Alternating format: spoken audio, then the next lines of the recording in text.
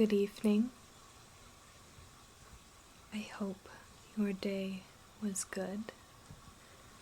And if it wasn't, I hope tomorrow is better. Tonight, I'll be reading some excerpts from a book called Secrets for the Mad, written by Dodie Clark. Dodie is a musical artist, and I've liked her for a very long time. And my sister Abby has graciously allowed me to steal her book for a bit and read from it for you guys. So first, we'll be starting with a short story called Little But Important Things. I ran through moments in my head that would spark any sort of joy in my heart and jotted them down, numbering them so I could count them as a collection.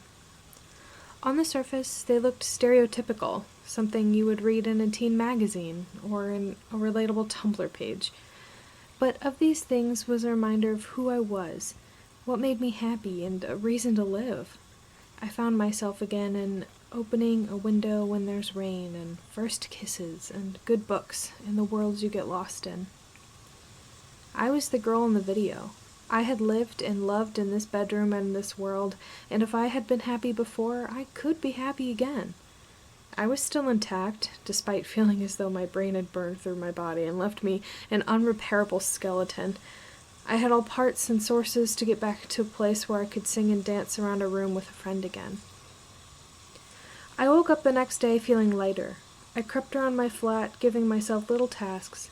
I made myself breakfast and tea. I showered and moisturized my skin for the first time in a few days. I put on cotton clothes and opened the blinds.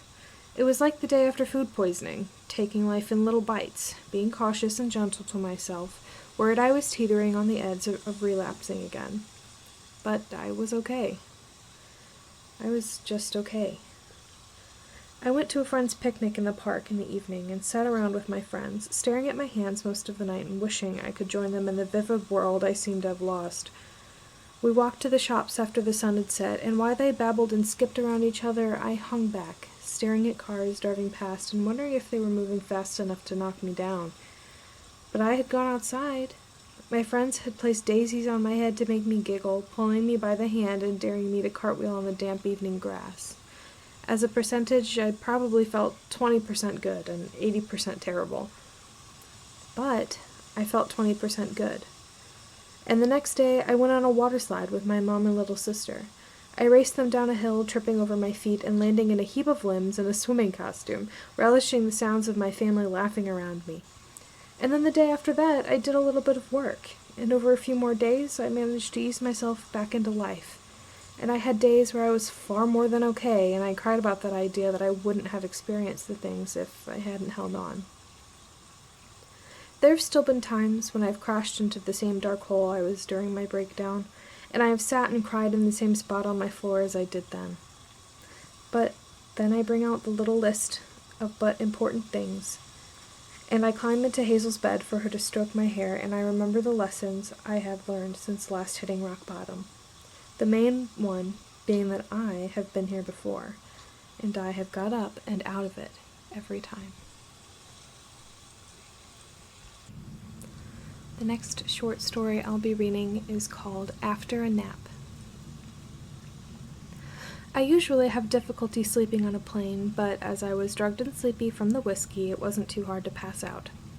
I definitely went over the amount I usually want to consume, because whenever I closed my eyes, my brain spun around in my skull and my stomach lurched as if I was being thrown around on a roller coaster. But luckily that didn't last too long, and I think I slept for about 2 hours. Although I feel a little queasy, I'm luckily still in high spirits, as in joyful. I'm pretty sure I've sobered up. Alright, what have we learned here? I had some rather surprisingly coherent thoughts, despite being on drink 3, that pretty much summed up the way that I feel about alcohol. Drinking is incredibly normalized where I grew up, and in a lot of other places in the world, and although I would argue that if it is treated responsibly, it is mostly harmless. It doesn't hurt to check in and question what it is to you. I am now at a place where alcohol is good, but a little thing in my life. My flatmate pours me a glass of wine some evenings, and we sit on the sofa and sip and natter. I sit cross-legged on the hot, dry grass and enjoy strawberry cider in the summer sun. And every few months or so, I'll have 2 gin and tonics and a spontaneous tequila shot, which I'll regret when I crawl into bed after downing a full glass of water and licking leftover salt from the back of my hand, head and stomach spinning. I have mostly learned not to reach for drink 3 if I'm consuming alcohol, thanks to a few terrible life lessons, and I'm interested to know how my relationship with alcohol will change as I get older too. It's definitely interesting to read back my intoxicated thoughts. I feel inspired by my tipsy brain. If my brain has the potential to be that excited, then it can absolutely do it without the need for alcohol. There are clearly walls put up against spontaneous ideas for a reason. Let's message my ex. Yes, I will miss the last train home, sleep on your floor, and wake up extra early tomorrow. But if there's a middle ground to be found, sometimes my tipsy adventures, I have reached out to old friends and gone for coffee a few days later for a well-overdue catch-up and a reminder that they are an important person in my life. Other times I've written lyrics about topics I haven't dared address in my mind and then found them months later while scrolling down voice memos and used them for inspiration. I'm starting to get a headache. Time for more water.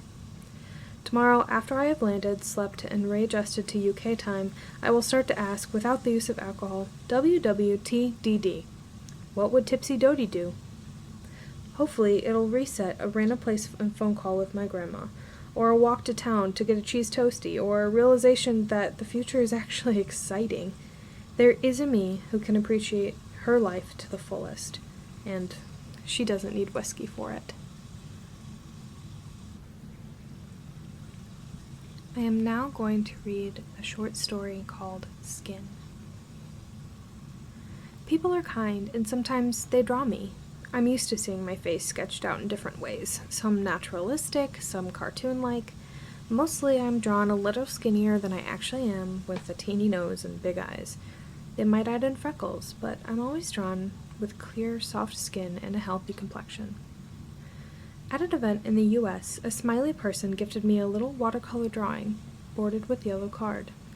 They had dotted tiny splotches of pink along my cheeks to match the actual acne scarring I carry with me in real life, and I honestly was the most flattered by that drawing of me I'd ever seen. My skin problem started as soon as I hit puberty. I was so used to never having to think about my skin at all and dealing with giant lumps on my nose and forehead. I'd always picked up my newly healed scabs on my knees after falling over in the playground, and now my entire face was covered in unfamiliar imperfections. I sat in front of my bedroom mirror, squeezing, dabbing with a wet loo roll, and then plastering my skin in random products from the bathroom like toothpaste and Savlon in a desperate attempt to heal my broken skin. I had absolutely no idea what I was doing. Adults would just bat my hands away from my creeping face and hiss, "Don't pick," as if the compulsion was optional. All I wanted was for my face to feel clean and smooth, so I bought medicinal-looking exfoliators and pretty much scrubbed my skin raw with hot water until it squeaked. I rubbed myself dry and enjoyed a face that felt matte and clean like it used to. Moisturizer sounded like a dumb idea. Why would I grease my face up again if I'd just cleaned it? So I'd take around a compact powder in my bag, and as my face got slimier in the day, I'd drag a powdered-up cotton pad over my damaged skin. So yes, now I am covered in scars. At 22 years old, I look after my skin the best I can. Well, you'd think I'd have learned my lesson about picking, but that seems to be something ingrained into me that I really battle against. I still squeeze spots before I go to bed and make my face bleed in public when I scratch at my imperfections absent-mindedly on the train when I'm lost in thought. But now, after I've cleansed my cheeks and T-zone softly, I rub a little vitamin E oil on my hands and smooth it over skin that is absolutely covered in little red marks. It's all right. I'm okay with it now. A little bit later in my teens, when I was having sleepovers with my gal pals, we'd all change into our PJs after gossiping until late in the evening and get ready for bed. My friends would natter away while casually dissolving away their foundation with a face wipe, laughing carelessly and walking around barefaced, revealing fresh, clear skin. I would wait until the last possible moment in the night, then slip away to the bathroom alone to wash my face and squeeze my spots as usual. Once I'd finished with my terrible skin care routine, I'd dig out the secret foundation that I'd stashed in my wash bag and slather a thin layer onto my just cleansed skin. I'd go back into the room, pretending I too was fresh-faced like all my clear-skinned friends, but still not be able to look any of them in the eye. I think looking back everyone knew, but we all pretended for my sake that they didn't. Of course, sleeping with my face coated in paint didn't exactly help with my acne, but it felt worth it at the time. I couldn't bear walking around without anything covering up what felt like angry mountains on my forehead.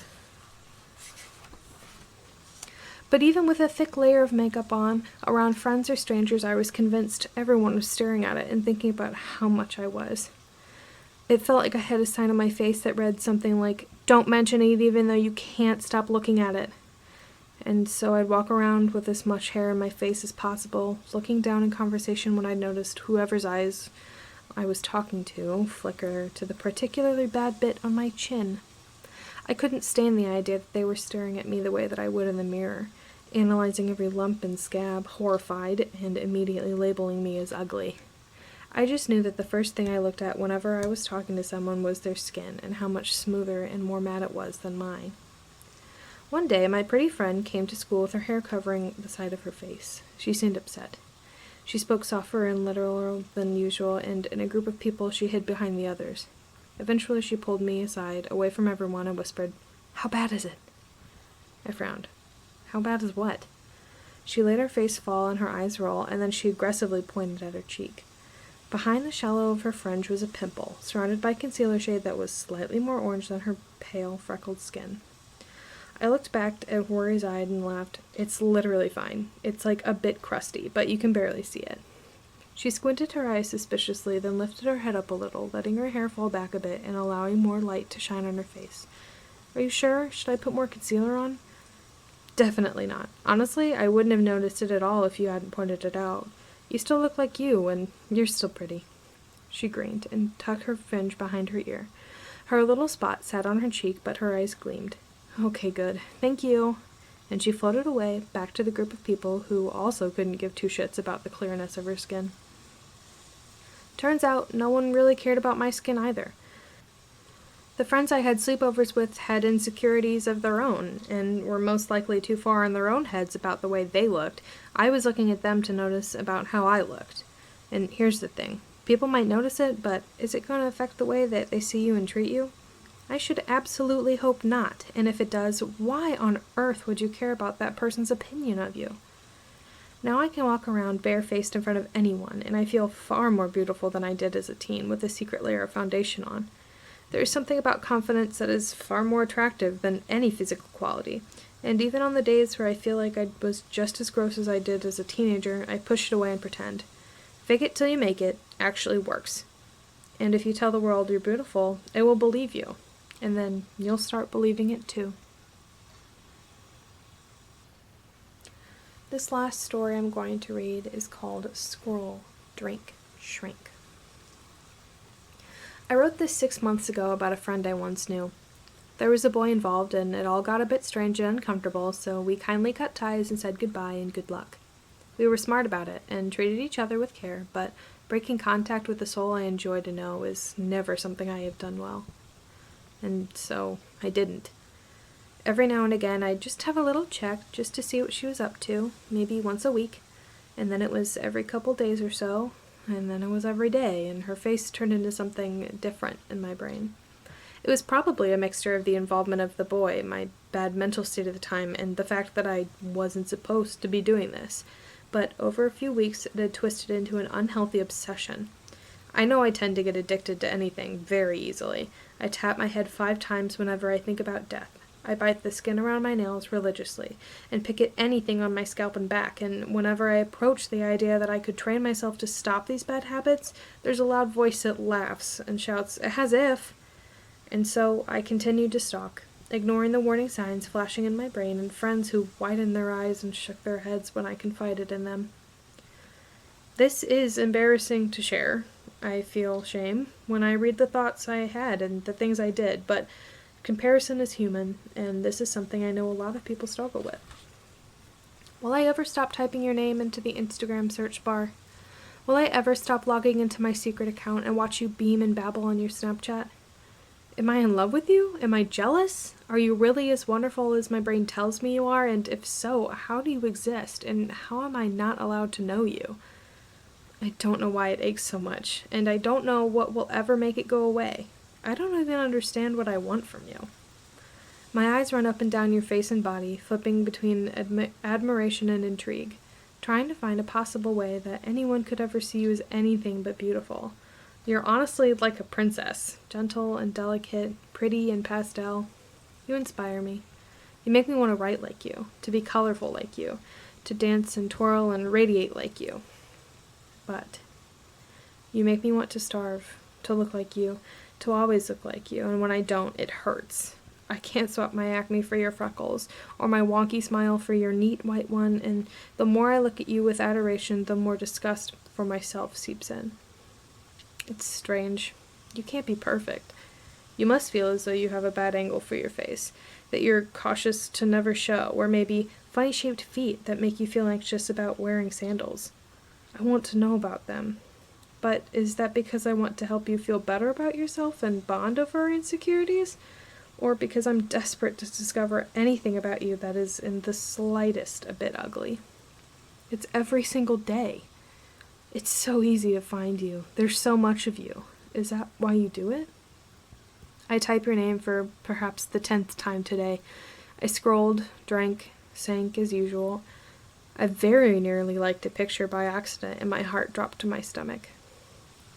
Of course, half of me wishes I did, so you could see. I just want you to understand. I want to be as special as you. This lasted for a while. I continued to compare myself, and I poured so much energy into running over patterns of I am not good enough, feeling trapped in a terrible cycle of short bursts of satisfaction, comparison, self-hate, and then guilt. I'd clear my search history again and again, but I always found my way back to typing her name into the search bar just as I'd attack my newly healed hands with another session of nibbling. Luckily, it came to a peak and then eased off naturally. Going cold turkey clearly didn't work for me, and so in little steps I practiced not thinking about it, diverting my attention away from social media and being kinder to myself every time I was too curious to stop. The obsession and fascination slowly faded away, and although I'd take a little peek every now and again, the ugly thoughts had blossomed into ones of admiration and casual interest. Rather than hurting over our differences, I started to be proud of them, while also starting to notice and enjoy our similarities as well. The flames died down, and she settled back into my head as just someone I used to know. And then something wonderful happened. I tried looking at myself in the way I used to look at her. I looked at my own Instagram, my videos, my art, and I noticed that I too was special and beautiful. I also put smiles on people's faces. I love the way my nose looks when I laugh and it scrunches up. My stomach is not entirely flat because I'm proud to be a healthy woman. I give a heck of a lot of love away to the people I care about, and I'm deep thinking, objective, and empathetic. It wasn't that I became any more magical, or she any less. My insecurities were still very much there, and everything I admired about her was too. But we leveled out in my brain, both to human, and both to imperfect, and both to wonderful. For a long time I was desperate to be someone else. I didn't realize what that was, but you can't be happy with yourself if you desire to swap every feature inside and outside first, and don't like with someone else's. You must love yourself first, and learn that only you can give what you have given the world, and that makes you special. And then you can admire people and become inspired by them, and borrow things that you like as an extension for your already amazing existence. To finish up this evening, I'm going to be reading the lyrics of one of Dodie's songs called Little Room. I'm not going to sing it, even though I can, but I'm going to be reading it instead. Goodbye, little room. You've served me well. I'm sorry for all the nail polish and tea that I've spilled. You saw my secrets, my fears, my best friend, my tears, my loved and lost encased inside these walls. A little girl grew up in here. She's far too grown up to live here anymore. If I'm honest, the bunk bed won hands down. I almost miss the fuchsia floor and the dressing gown. Flower stickers, books, toys, cringy notes to 6-year-old boys, now tenancy agreements on the floor. A little girl grew up in here. She's far too grown up to live here anymore. So here we are, the final goodbye, I've got to leave the nest, but I'm not sure how to fly. Thank you, room. You'll always be my warmest place, a home to me.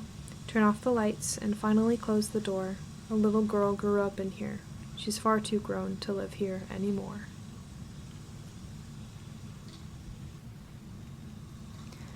I hope you enjoyed the readings for this evening. I hope you sleep well. I love you. Good night.